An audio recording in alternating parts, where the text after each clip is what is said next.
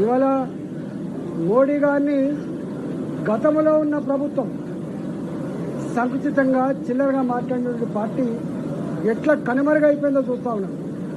ఇవాళ మళ్ళీ ఈ ప్రభుత్వం కూడా 8 మంది పార్లమెంట్ సభ్యులను గెలిపిస్తే ఏం పెడుతున్నారు, ఏం తెచ్చిండ్రు, మాలాంటి వాళ్ళ నోటి నుంచి కూడా మాట్లాడిన భాషలో మాట్లాడుతున్నారు వాళ్ళు గాడిద గుడ్డు అని. ఇవాళ అట్లాంటి భాష మాట్లాడిన కేసీఆర్కు ఏం గతి పట్టిందో తప్పకుండా ఈ ప్రభుత్వానికి కూడా రాబోయే కాలంలో గదే గతి పడుతున్న విషయం మర్చిపోవద్దు. ప్రజలు చరిత్ర నిర్మాతలు తప్ప నాయకులు చరిత్ర నిర్మాతలు కాదనేటువంటి సంకేతం బెంగాల్ రిజల్ట్ తర్వాతనే అర్థం కావాలని చెప్పి హెచ్చరిస్తా ఉన్నా. ఇవాళ తెలంగాణ రాష్ట్రంలో కేంద్ర ప్రభుత్వం మద్దతు ఇవ్వకుంటే నీ మున్సిపాలిటీలో కానీ, గ్రామ పంచాయతీలో కానీ, నీ కార్పొరేషన్ కానీ జీతాలు ఇచ్చే పరిస్థితి లేదు బాబు. ఇవాళ కొత్త హామీలు దేవుడెరుగు, ఉద్యోగాలు దాచుకున్నటువంటి డబ్బులు కూడా ఇచ్చేటువంటి దమ్ము నీకు లేదు. పిల్లల ఫీజు రియంబర్స్మెంట్ ఇచ్చే దమ్ము నీకు లేదు. ఇవాళ ఆరోగ్యశ్రీ పైసలు ఇచ్చే దమ్ము నీకు లేదు. కానీ ఏం తెచ్చిందని చెప్పి మోడీ వస్తున్నాడు, ఏం చేసిందని చెప్పి వస్తున్నాడు అంటే నీకు గతంలో కేసీఆర్కి ఏ బుద్ధి చెప్పిండ్రో నీకు కూడా అదే బుద్ధి చెప్తారు.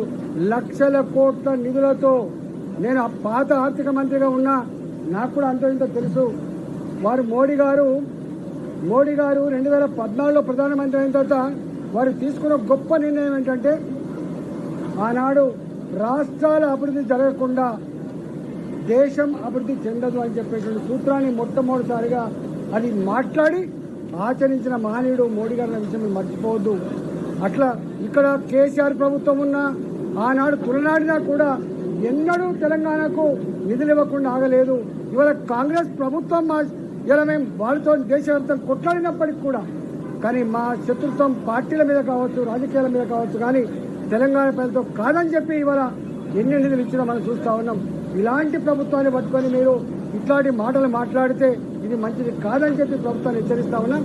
రెండవది 43 డిగ్రీల ఎండ కాబట్టి ఆదిలాబాదు, నిజామాబాదు, ఖమ్మం లాంటి ప్రాంతాల నుంచి రావడం కష్టమైంది కాబట్టి మా కిషన్ రెడ్డి గారు మేము ఇలా హైదరాబాద్లోనే పెద్ద మొత్తంలో జనాన్ని సమీకరించేటువంటి ప్రయత్నం చేస్తా ఉన్నాం. అసలు మేము చెప్పడమే ఆలస్యం. గేటెడ్ కమ్యూనిటీ కావచ్చు, అపార్ట్మెంట్లు కావచ్చు, బస్తీలు కావచ్చు, కాలనీలు కావచ్చు, ఎక్కడ పోయినా కూడా మోడీ గారి సభకు మేము వస్తామని చెప్పి మాతో సంబంధం లేకుండానే వాళ్ళే 10వ తారీఖు ఎప్పుడు వస్తుంది, సండే కదా, మా కారణంలో మేము పోతామని చెప్పి వాళ్ళే మాకు తీర్మానం చేసి ఇచ్చే తీరు చూస్తూ ఉంటే నిజంగా ఆశ్చర్యం వేస్తూ ఉంది. మల్కాజ్గిరిలో మొట్టమొదటిసారిగా సౌత్ ఇండియాలో ఎన్నికల ప్రచారం చేసినప్పుడు ఇక్కడ అడుగుపెట్టినప్పుడు మేము ఊహించినంత లక్షల మంది జనం వచ్చి ఆనాడు గొప్ప స్ఫూర్తినిచ్చిన విషయం మోడీ గారు మర్చిపోరు. మళ్ళీ అదే మల్కాజ్గిరిలో అదే పెరడ్ గ్రౌండ్ లో వారు అడుగు పెట్టబోతున్నారు కాబట్టి మళ్ళీ అదే స్ఫూర్తి అదే ఉత్సాహంతో ఇక్కడ లక్షల మంది తరలి వచ్చి మోడీ గారు మీరు పోరాటం చేయండి, మీ దేశాన్ని ముందుకు తీసుకుపోండి, మీ వెంట మేము ఉంటామనేటువంటి ఒక సంకేతాన్ని ఇచ్చేటువంటి ఆస్కారం ఉంటుంది. కాబట్టి ఇవాళ మల్కాజ్గిరితో పాటుగా హైదరాబాద్ జంటనగర్తో పాటుగా తెలంగాణ వ్యాప్తంగా ఉంటున్న మా కార్యకర్తలు కానీ, మా నాయకులు కానీ, మా అభిమానులు కానీ పెద్ద ఎత్తున తరలి వచ్చి మోడీ గారికి స్ఫూర్తిని ఇవ్వాలని చెప్పి ఈ సందర్భంగా పేరు పైన నేను విజ్ఞప్తి చేస్తున్నాను.